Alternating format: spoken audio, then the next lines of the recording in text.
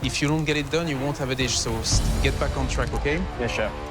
I'm trying not to panic. I'm trying to keep my cool.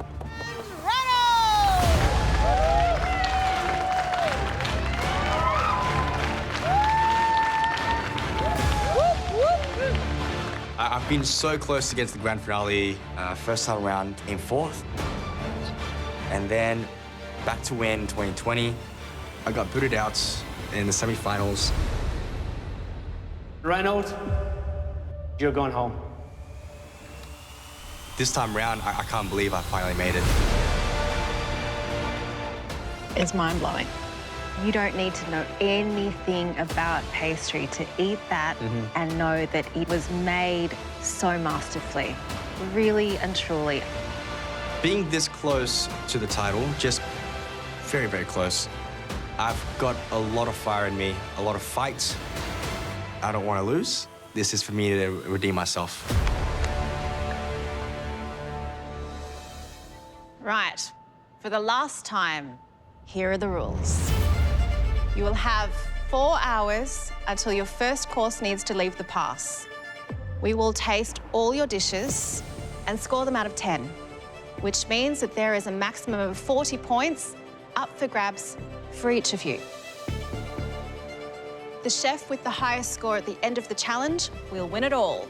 The money, the trophy, and the title.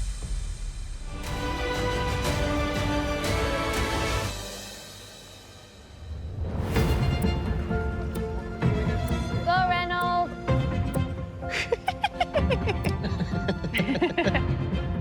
4 hours to produce a 2-course menu to 15 diners.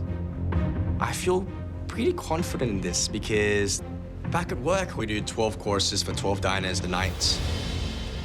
So this is really my forte. It's something I do on a daily basis. And I'll be featuring 2 of the dishes that I do an experiential for tonight. Hey, Ray. Heyo. This is the grand finale you've always hoped to be in.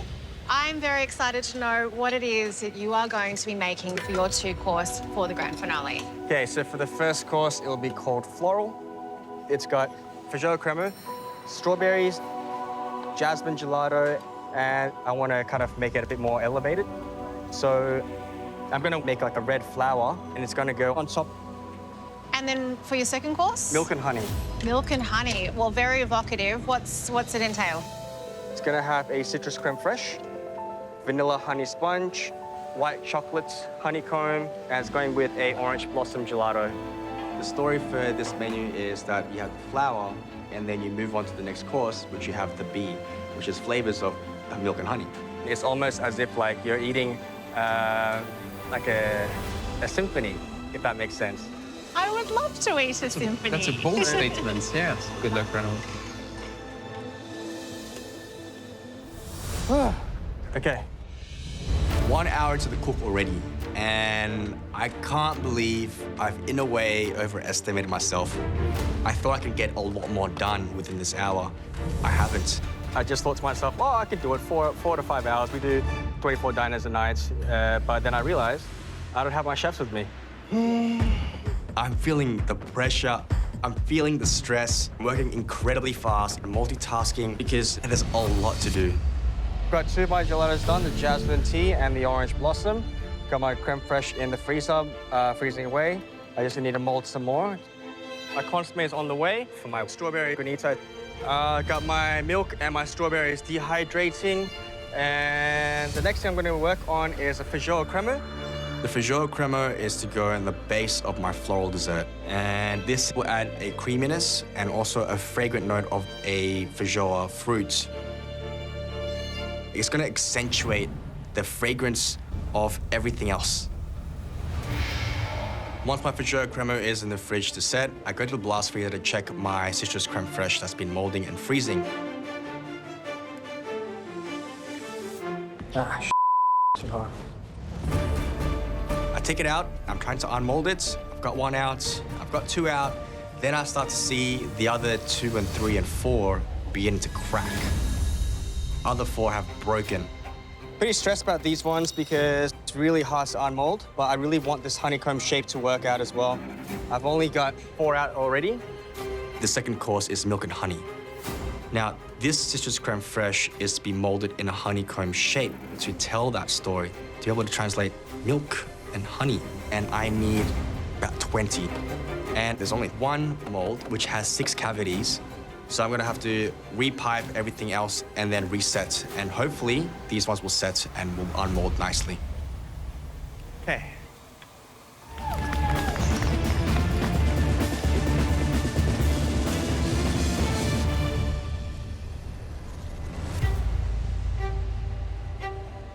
Oh my God. Really? I just tried to unmold one of my honeycombs and it just fell apart, so I'm a bit stressed out now. Surface is so close. And I can't believe my citrus creme fraiche in the honeycomb molds are still breaking.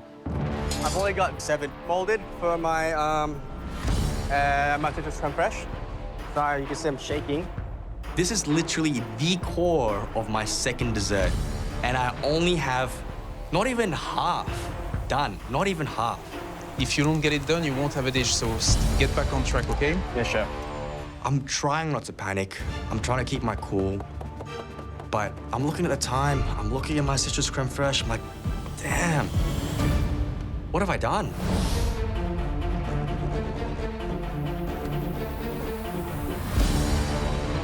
How are you going, Reynold? You good? He's not responding, so I take that as a not quite, chef. I've been better. I've already done 2 batches of my citrus creme fraiche in the honeycomb molds, and half of them already broken. Whatever that mold is causing him a bit of grief. Oh, they're breaking. That's risky, though, using a mold that you've only got one of. It feels like little bits and pieces are unraveling for me. That this title is just, in a way, so close, but just slightly slipping out of my hands. I've never seen Reynold so all over the place. Oh, okay. But I told myself, no, dig deeper, dig deeper. It's almost done. You're almost there. You're here now. I have to keep going and try again. I'm gonna try this one thing where I can just put a thick layer on top of it, let it blast freeze just a little bit longer, and then I can probably do the next round in between service.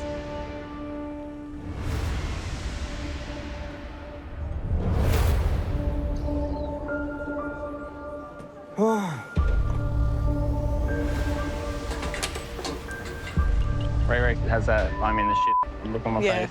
Yeah. I feel very stressed. Oh my God. I look up and the diners are in.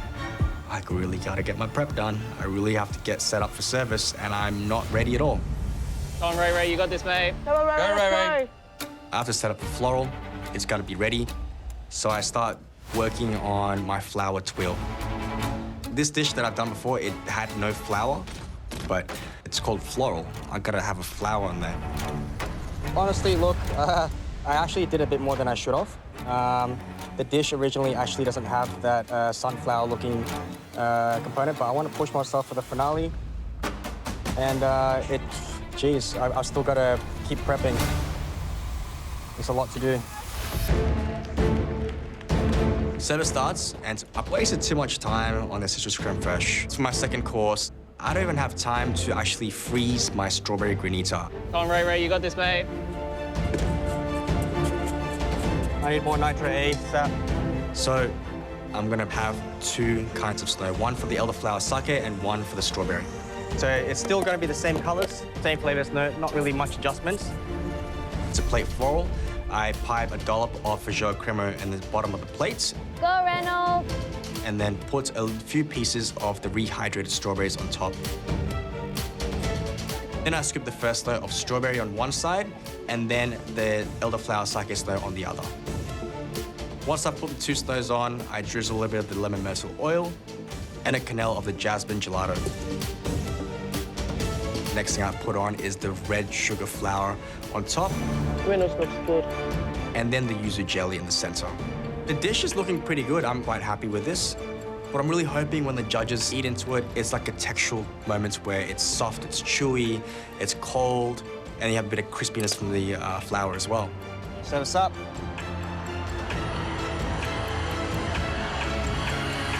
First two away.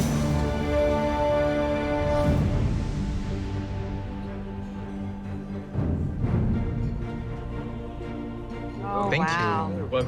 Thank you. Well, that's floral. Now, this is stunning. It's This very is pretty. Reynold's first course, aptly named floral. Goodness me, you can see all of the different layers sort of poking out just a little bit, just hinting at what might be there. It's pretty epic.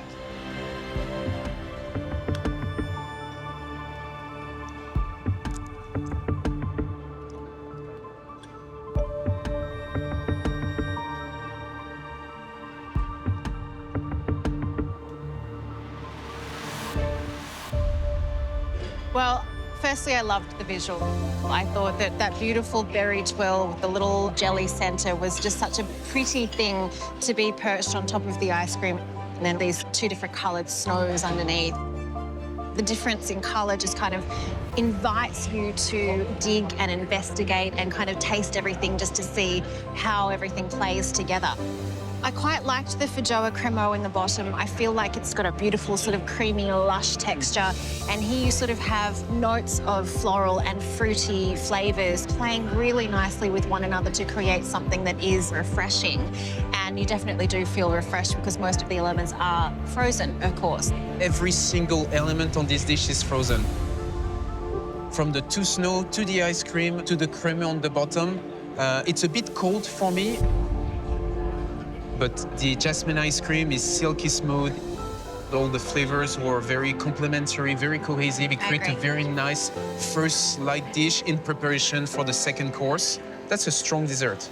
But this is not its best.